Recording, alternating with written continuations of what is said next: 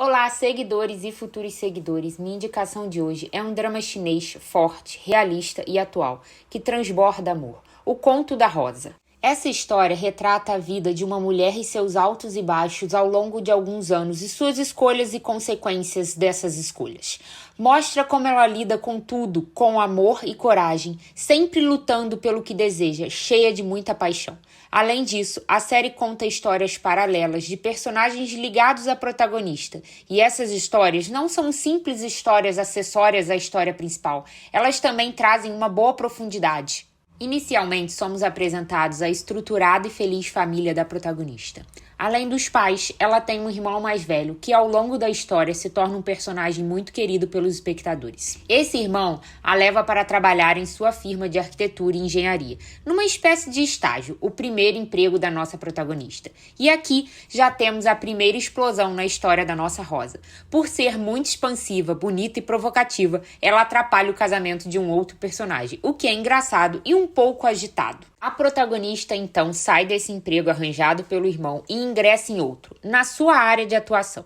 Nesse emprego, ela fará duas amigas que estarão presentes em sua vida pelo resto da história. São duas mulheres fortes e bem-sucedidas. Apesar dessas duas personagens, amigas da protagonista, trazerem histórias fortes e interessantes para a trama, uma delas se torna o casal secundário dessa história, juntamente com o irmão da protagonista. E aqui somos apresentados a uma história triste, dura e difícil que deixa cicatrizes físicas e emocionais. Mas essa personagem, apesar da sua história triste, é muito consciente, responsável e madura, sendo um grande apoio emocional na vida da protagonista. Da mesma forma, nossa protagonista também será um ótimo apoio para essas duas amigas. E aqui a história fica muito bonita, pois vemos mulheres se ajudando e se apoiando, o que é belíssimo. Afinal, é cansativo ver histórias apenas com mulheres invejosas e querendo passar a perna uma nas outras.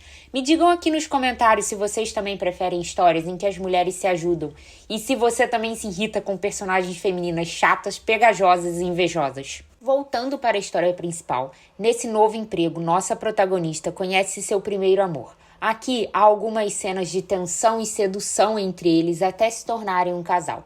Eles têm um relacionamento intenso e do mesmo jeito intenso que começa, termina, com algumas idas e vindas no meio. Então, nossa protagonista tem sua primeira virada na vida. Ela sai do emprego, decide fazer pós-graduação, ou seja, voltar a estudar, numa área completamente diferente. Se muda de Pequim para Xangai.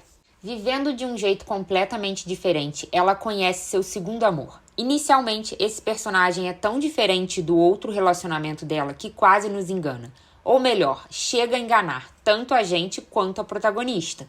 Eles começam um relacionamento que vira casamento e o resultado, uma linda filha. Nesse momento da história, apreciamos a excelente atuação do ator que faz esse personagem. Ele é o mesmo ator que fez o último deus imortal de A Lenda de Shen-Li. Se você ainda não assistiu, assista e aprecie como ele é diferente nas duas histórias. Tem vídeo indicando esse drama aqui no canal, vou deixar no card e na descrição. O primeiro relacionamento é a explosão da juventude. O segundo é o conforto e a segurança.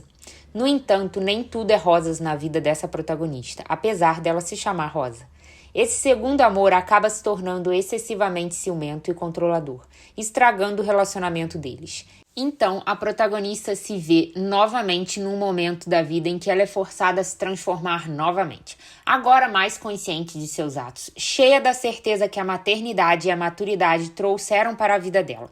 Ela se divorcia do seu segundo amor, o que a gente adora, pois já estamos de saco cheio do ciúme e da possessividade dele.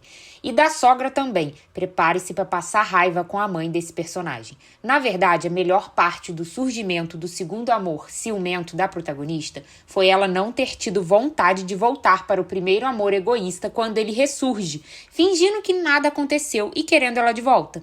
Depois de algumas brigas, ela consegue convencer o marido que eles devem se separar.